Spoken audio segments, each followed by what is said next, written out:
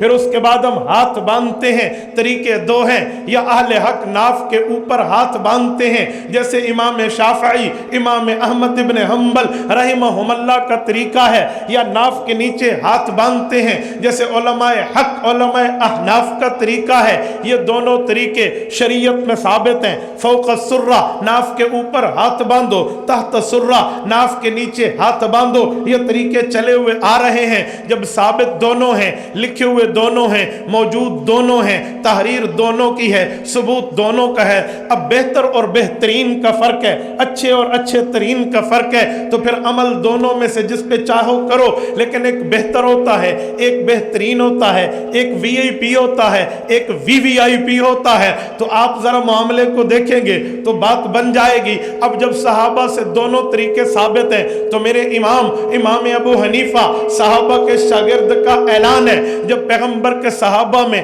مختلف طریقے آ جائیں تو میرے پاک پیغمبر کا اعلان ہے، اے لوگو علیکم بسنتی وسنت الخلفاء الراشدین المہدیین، پھر خلفاء راشدین کے طریقے کو پکڑ لینا، ابو بکر، عمر، عثمان، حیدر رضی اللہ عنہم کے عمل کو دیکھ لینا، جس طرف خلفاء اربعہ ہوں، جس طرف خلفاء راشدین ہوں، جس طرف خلافت راشدہ ہو، اس طریقے کو لے لینا۔ آؤ ہاتھ باندھنے کے مسئلے پر خلافت راشدہ کا موقف کیا ہے؟ آؤ ہاتھ باندھنے کے مسئلے پر پیغمبر کے ان 4 صحابہ میں کس کا فتویٰ موجود ہے؟ آپ اٹھائیے مسند زید ابن علی، تمام سند میں اہل بیت ہیں، پیغمبر کی اہل بیت کے علاوہ کوئی بندہ اس سند میں نہیں ہے، تمام کی تمام پیغمبر کی اہل بیت ہیں۔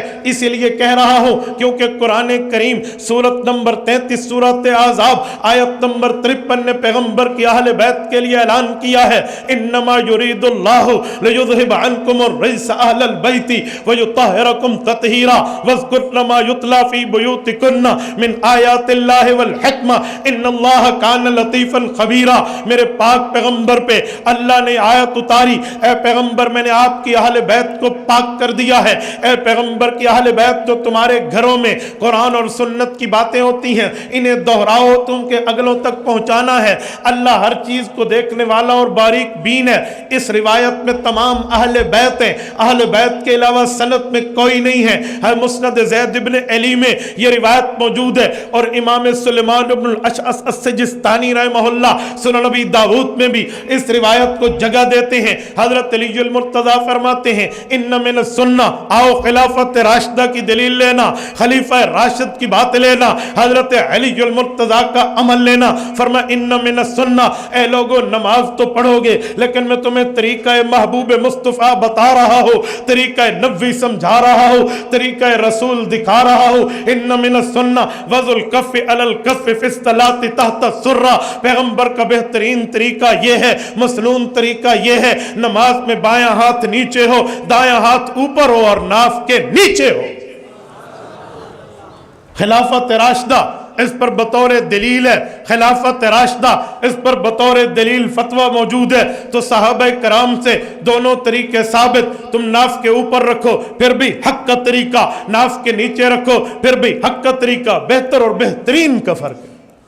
جسے اولا غیر اولا کی بات کر کے ایک بات کہہ کر بات آگے چلا لیتے ہیں، اس کا مسئلہ یہ نہیں ہے کہ تو میرے بندے پہ اعتراض کر دے، میرے نمازی و مصلی و مقتدی کو کہہ دے جی غلط طریقہ ہے، جی نہیں۔ علماء احناف علماء دیوبند وہ ہیں جن کو اللہ نے سمجھنے کے لیے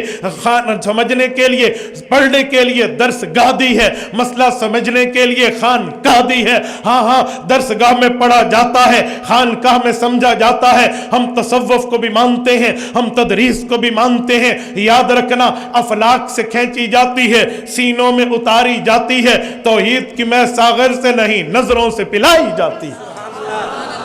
ہم تو پوری شریعت کی بات کرتے ہیں، پورے دین کی بات کرتے ہیں، ادھورے دین کی بات نہیں ہے۔